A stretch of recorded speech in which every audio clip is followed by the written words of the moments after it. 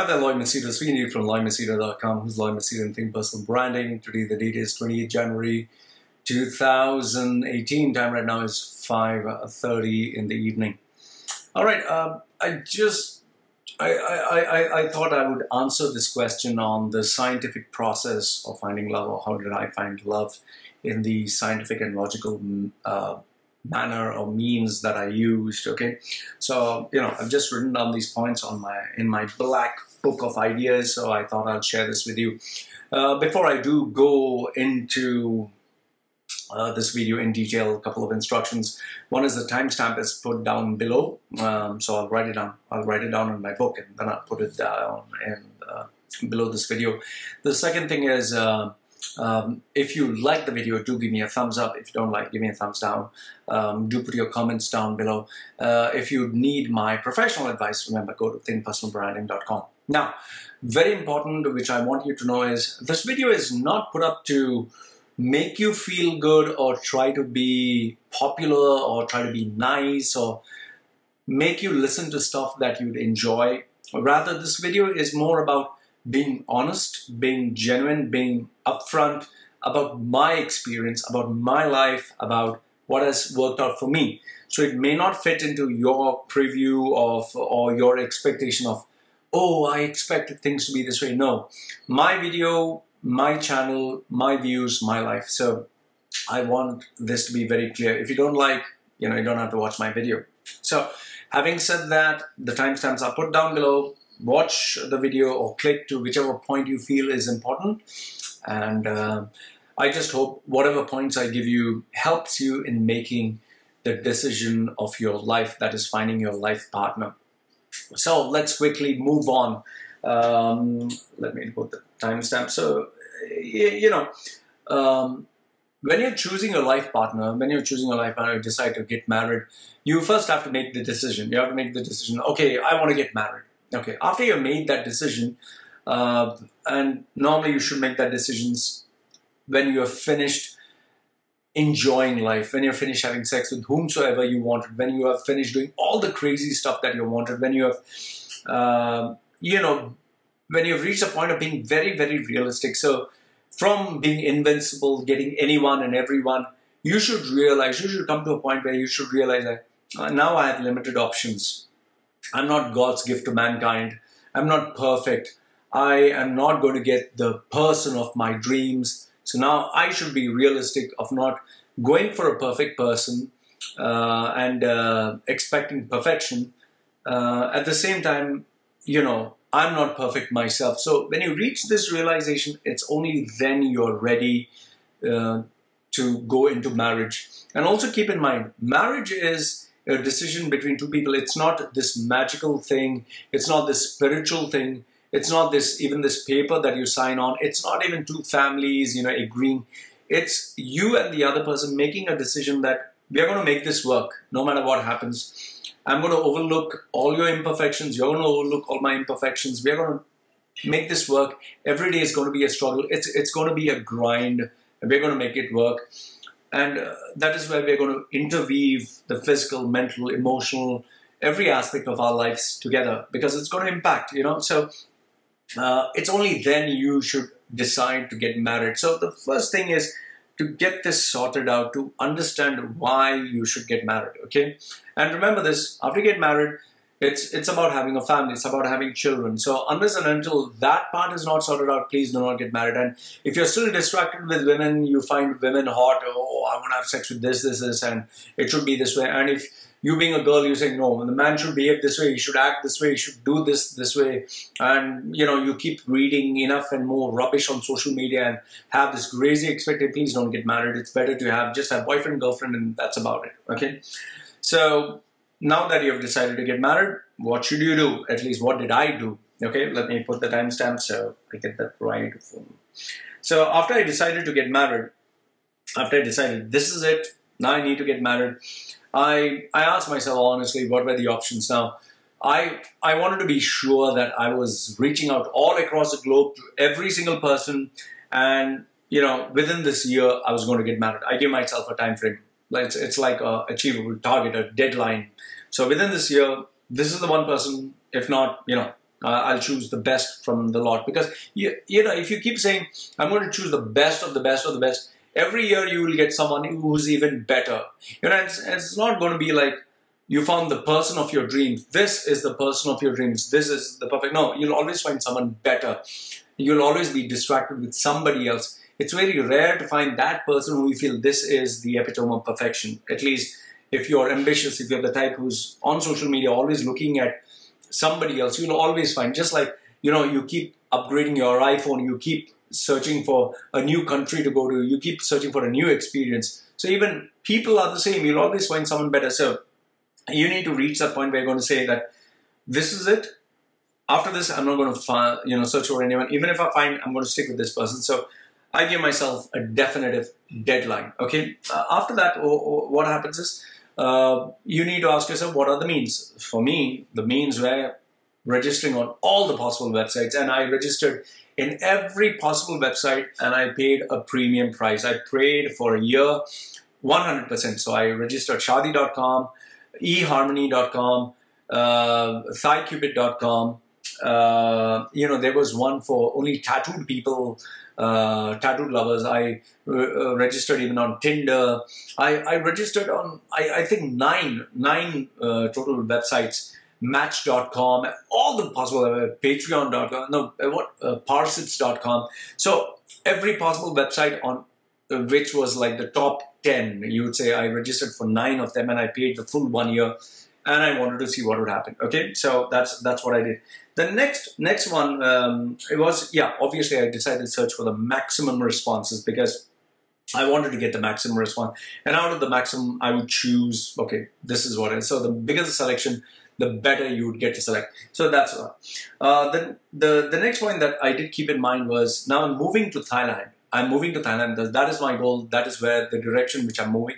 So I had to be very specific about it because you know, if you have decided you're going to stay in the US, or you've decided you're going to stay in Thailand or India or wherever, and then you meet a person who says, no, my goals are to move to US or Australia or settle down back home, then you have a major problem. Okay, so you need to be very specific where you're going and where that person's going. So you need to have your list of demands, wants, whatever it is, very clearly. So the next thing that I decided to focus on, let me put the timestamp. The next thing that I decided to focus on was the method in which I was going to communicate. So, you know, just as when you're going to select a candidate for interviews, you first put an ad in the paper. So what I did is I made sure that I filled the information as accurately as possible. Not just accurate, not just glamorizing myself, but being, you know, being honest about it. Because here's the thing. Many times when people put their profile online, they like to be really glamorous. I'm looking for someone loving, caring, understanding, who'd hug me and hold me, who'd hold my hand and all that crap and bullshit. You need to be realistic, okay? So what I did was the process refined itself as, you know, it moved along. What I did is I put it down in bullet points. I put down in bullet points who I was, what I was, and obviously you need to put something that helps you stand out. So you can't just put I'm loving, caring, understanding or something, and you can't just put, you know, a handsome or photoshopped photograph of yourself. So even though I did have good photographs, I had to position myself. So I put my TED talk, I've spoken at TED, I let them know that, you know, I was larger than life. I spoke, you know, I was a star for Coca-Cola during their social experiment. I was featured on national television. So I put the big parts because when initially when I just put I was a normal guy, you know, everyday guy, zero responses. But the minute I put Coca-Cola, TED Talks, and all the big glamorous stuff, and I positioned myself as someone who's successful, the responses were 500% much more. Like before, I would check in a week and I would get nothing. All of a sudden per day I was getting like 50, 60 responses, okay? So obviously you need to stand out from the rest. But at the same time, don't position yourself what you're not. I didn't position myself as a billionaire or millionaire or the perfect guy. I let them know I was a playboy before. I had a colorful life. Now I'm looking to settle down. I am divorced. You know, so I made it as real as possible while trying to glamorize myself. So, and over there, I did something which most of the people do not do, is I also let them know what type of person I'm looking for. I made it very clear, I'm not looking for someone who's smoking, drinking, does drugs, goes for parties, is addicted to social media. So I put who am I and what am I looking for. Okay, so I put that. And then the next point, which I'll just put a timestamp, the next point that I did, which was pretty important, was I had a standard email template. Now, initially, I started putting, hi, how are you? Or I would go to a person's scan and check their profile and see, does it match or doesn't match? And that really took time, because in a given day, I could only check maybe one person who was worthwhile, or sometimes I wouldn't get even that. So what I decided to do is I created a standard template, the introduction that I put in my profile. I made a standard introduction about myself and what I wanted in a person. And after refining it, I would blindly, and I'm not even joking, blindly send it to the maximum number of people. So there are some websites which do not allow you to send more than 20 or 30 requests a day. ThighCupid allowed me to send even up to 500 a day. So I was just blindly sending left, right, and center. However, through experience, which I'll be telling you, as you reform and refine the process, I realized if I would translate it into the local language, it would be much better. So that's what I did. If I was sending it to Chinese, I would translate it to Chinese, Thai people to Thai, French to French, or whatever. So that's how I did it. And then this helped much more. Okay. So the next point, which I'll put a timestamp, is what I realized is, what I realized is most of the people, when they would send responses, and I even created a fake girls account just to understand how were the men behaving and acting. And what the information what I garnered there was, if you're a girl, you get much more responses than if you're a guy. And if you're a beautiful girl, you get even more responses than if you're an average looking girl. Most of the guys who did respond were sending their dick pics, or they were saying, I'm looking for sex, or I'm just looking for dates.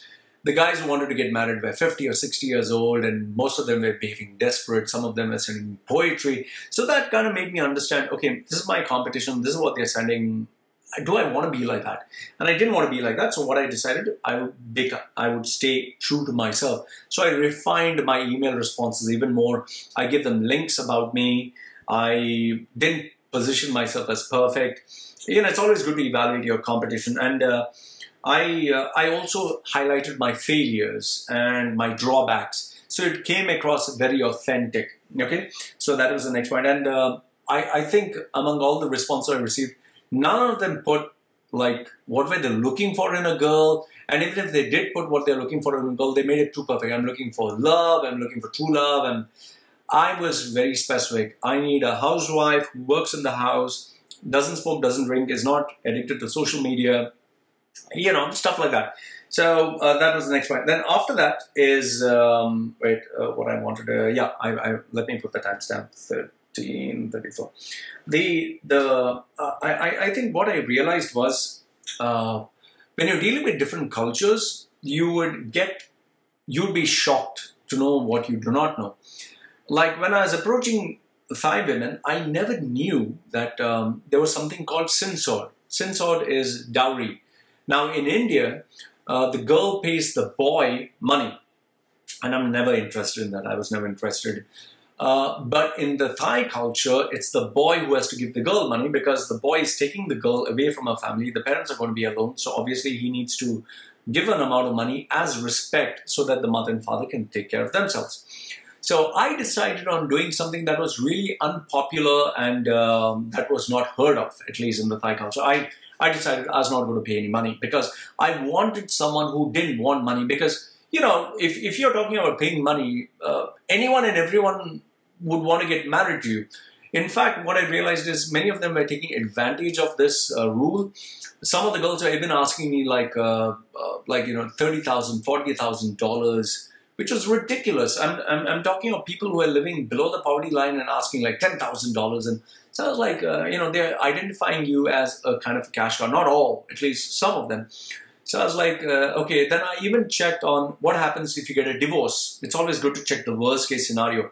In India, if a girl has to get married to a guy and go for a divorce, it's the law that supports the girl. And the divorce process takes at least 7 years, 5 to 7 years.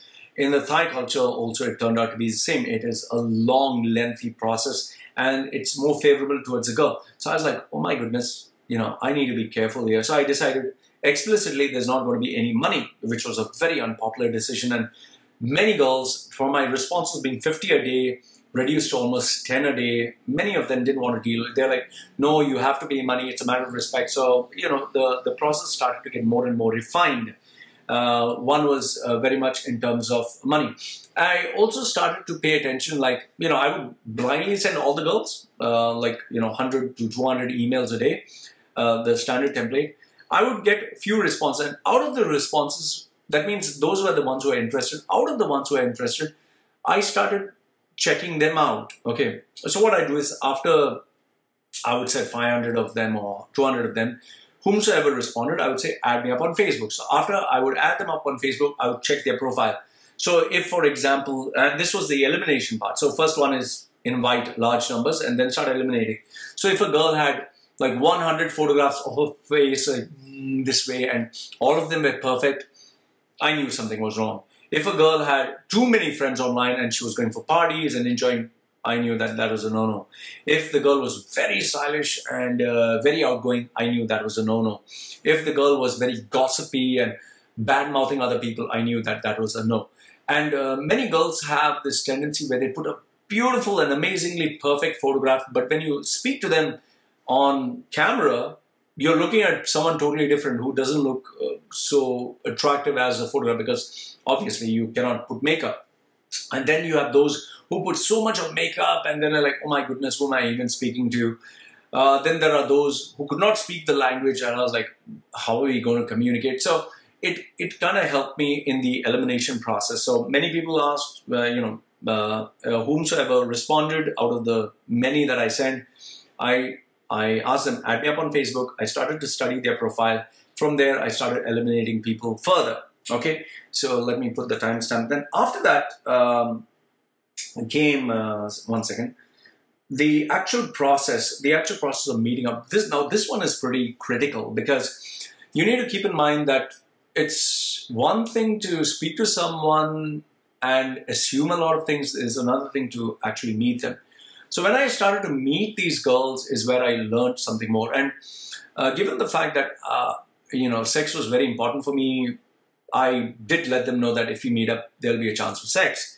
Some of them said, no, I'm sorry, sex is only after marriage. So I was like, okay, fine, then I think we cannot go further. Some others said, no, it's okay, no problem, we can have sex. And so you should decide what is best for you. In my case, I said sex has to be important. So I would like to know what happens where sex is involved. So out of the, if suppose I received more than 5,000 people who said they were interested, out of the 5,000, I think it eliminated, it came down to 300 or whatever, and out of the 300 who has to chat here and there and say no, yeah.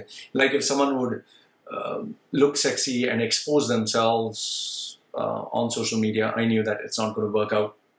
So I finally met 6 of them, okay? So out of the 6 of them that I did meet, and I'll also tell you about the big mistake that I made. Out of the 6 of them that I did meet, one of them had health issues that she told me that if she gives birth to a baby, she can die. So it was a complete no-no. The other girl told me that I thought she was Thai, and she turned out she wasn't Thai. And I really liked that girl a lot. She was perfect, but because she couldn't be in this country. Now, I'm not a citizen of this country. She's not a citizen. I mean, where do we go? I had to tell her no, and that was heartbreaking. I literally cried. She cried. It was a tough one. So then there was another girl who I did meet, and this girl was like a bloody bully, man. I'm not even joking. She, let me put a timestamp. So she was actually a bully. She was, telling me what to do and what not to do, and I knew that this girl is no. She even tried to check where am I, what am I doing, sitting on my workstation. I mean, you can't do that without asking my permission. She even put my dog on my keyboard, and a dog peed on my keyboard and destroyed it. So she was no. The one other girl who was really good to be true, too good to be true, and she came down here, and you know, I really thought that was it. And then after that, she was telling me she wants to break up because now she has suddenly got a job opportunity in Japan. And I was like, how can you get a job opportunity in Japan just suddenly, unless, of course, you planned it out strategically? So, you know, that was a red flag. And these were some of the things that, you know, where there was this other girl who came down here, and she was, she was only talking about sex and only wanted to have sex. And I was like, you know, there's something wrong here. So it's very important for you to pay attention to these things, okay? Now, the next thing that I want to speak to you about is the presence of red flags. Let me write this down. Red flags is something that is very critical and very important, because you need to keep in mind that people have this one trait which can really destroy the relationship. Everyone has that one trait. And in all these girls, there was this one thing that, was like an elephant in the room that really, and sometimes we tend to ignore this one big thing. And I think it's very necessary to check the red flag. Red flags can be like when this person gets very angry, how do they behave?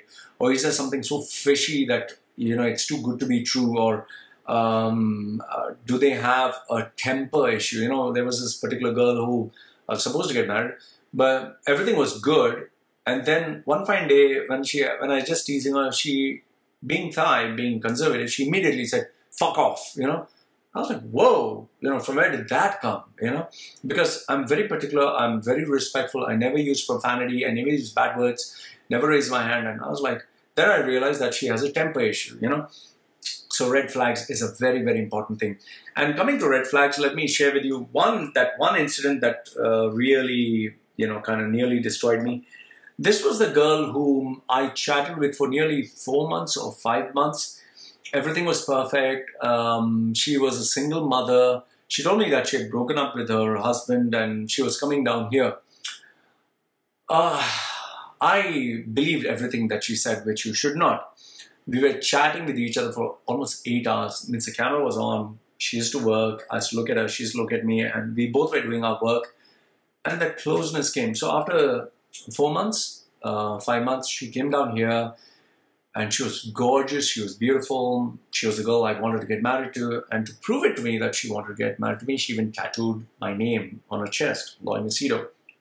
And I was like, wow, she's the one. And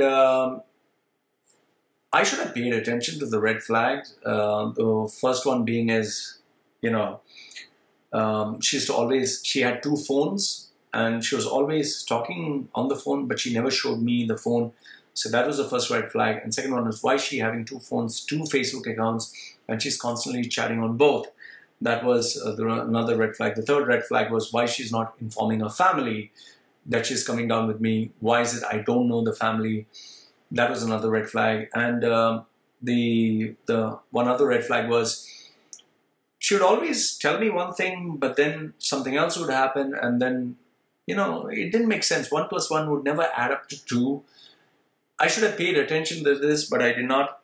And I just managed to say, okay, forget everything, when she tattooed my name on her chest. And then the biggest red flag, which I didn't pay attention, she told me, money, I don't want any money, I just want you. But after we got married, she said, my parents want money or we cannot get married. And I, like an idiot, I withdrew the money from the bank, the ATM, and I give it to her. And she said, okay, fine, now we can get married, there's no problem. And then she said she just will go to Bangkok. She will close down all the remaining problems, get down the stuff, and come and we would get married. She went to Bangkok, and that was the end of it. Finished. I never got to hear from her. And I was completely devastated. I was completely emotionally hurt. You know, I'm a sensitive guy. If I love someone, I put my defenses down and I gave her everything, and it turned out to be a mess.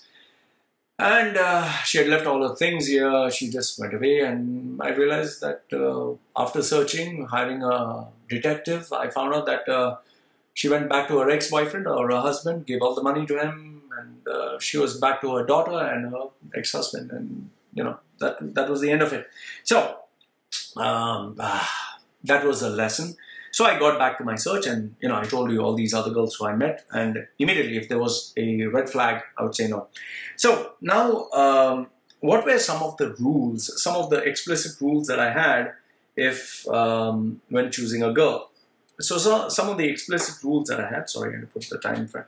So these were the explicit rules that I had when choosing a girl. Number one was, if the girl had too many selfies on Facebook, if she had too many guy friends on Facebook, and if she was too involved on Facebook, it would be a no, because I didn't want a girl who was addicted to Facebook. Someone who's addicted to Facebook is bothered about what the world thinks about them. So that was the first thing, first criteria for the girl. The second criteria was, if the girl was ambitious, I didn't want the girl, because I'm ambitious, she's ambitious, both of us are ambitious. Both of us, if our our goals are split, or let's say tomorrow I need her to look after me, why would she take care of me if she was ambitious? So someone ambitious I didn't want, because someone with ambition has a big head, big ego, and that would be a problem.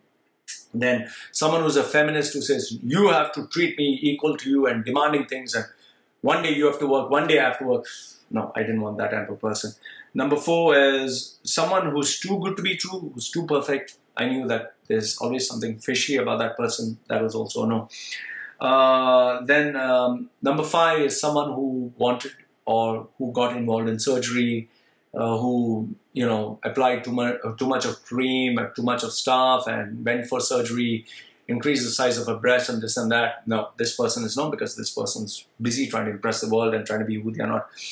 Point number six is someone who had children, and that doesn't mean if someone has a child, they're a bad person, but someone who has a child from another person, and their loyalty is to that child first, then next comes you. And if I found a person whose loyalty was towards a child of another person, then they would have that loyalty first to that person, then to their ex-husband, then to me, and I didn't want that. Point number seven is someone who had demands of any sort. If you have demands and those demands are not met, or you cannot meet these demands, then no. If your demand is being loyal and faithful, I can understand. But if your demand is do this, I didn't want that. The next one is smoking and drinking and partying was absolutely a no-no, and I would never take that kind of person. So point number eight is I'm a workaholic, and if the girl is also a workaholic, that she works in the office, then I think we both can move in two different directions. Point number nine is the parents are very, very important. If you find someone, you need to study the parents. If you don't get along with the parents, then you can't get along with the girl, because the girl is, or the guy is the sum total of their upbringing. So if you don't like the parents, you will not like the person. Point number 10, I think, is remember this: the day-to-day routine, the day-to-day interaction with the person also matters. After the sex is over, the romance is over, it's a day-to-day. So if you have an ego, she has an ego.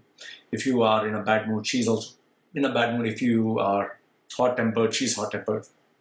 It's not going to work. And last but not the least, I always believe that if the person needs you more than you need them, then they will stick to you. So always choose someone who loves you more than you love them. That will help you. So overall, if I were to encapsulate the whole thing, I would say that, let me put the timestamp. Overall, if I were to say, first is you need to decide what type of girl you want. You need to be very specific, and you need to be very clear. For me, it was a Thai girl, and a Thai girl had to be young, because I was going to stay in Thailand. I needed someone who could be with me here. The second thing was someone who's younger than me, because the younger they are, they can be molded, but not someone too young who expected you to be perfect. Because the younger they are, the more immature they are. Someone who experienced hurt in life, who knew what was pain, and who would appreciate the good things in life. And I wanted someone who was from a very poor family, because they would appreciate the simple things you would give them in life. Otherwise, if someone who was very rich and had high expectations, they would demand, I want this, and then it becomes a disaster. So you have to decide what you want, and you have to be very explicit about it. The second one is the channel, the means by which you would hunt for the right partner. So for me, it was a website, and when I registered in Shadi.com, I got 0 responses. because all of them are, Indians are, I never get along with them. Indian girls want someone who's, looking like some actor, who's rich, who is decent, who is this, who's that. They want perfection when they themselves are not perfect. So I realized early on, Indian girls, I don't know, for me, I just don't get along with the Indian girls. Indian girls don't get along with me. The next one is your personalities have to match, because after all the sex and everything else is done with, it's communication, it's your mental framework that has to match. Personalities matter. You have to be very explicit with what type of partner you want. Others, if you're not explicit, it's not going to work out. It's very important to be explicit. And yeah, most important is search for red flags. If you spot a red flag, immediately break up with the person. Like I tell people, be slow in searching, take your time in searching, but when you have to break up fast and quickly. And having said that, I think that is where I've actually found the right person today. She's perfect in every sense of the word. Very moldable, very humble, very loving. I mean, it's very easy. It's very easy for me to keep her happy, and we get along beautifully. I mean, there's nothing like it. I'm able to keep her happy, give her the best things in life. She's able to give me the best. So, this is the scientific way of how to find the right partner for you. And I believe it is more of using logic than using emotions. And I know many of you may not agree with me. You don't have to agree with me. For those who don't agree with me, I hope you have got the right partner. If you have not got the right partner, then your approach sucks. My approach works well. And if your relationship is working out fine, then you're lucky to find the right person who allows you all the freedom to do whatever you want. You're just lucky to find the right person. And if your rules work very well, why don't you create a YouTube video and share your tips, tricks, and strategies with everyone so even they can be helped?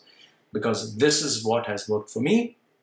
I took the logical approach, the scientific method for me, and I was able to find the right person after making all the mistakes. And I improved on the process.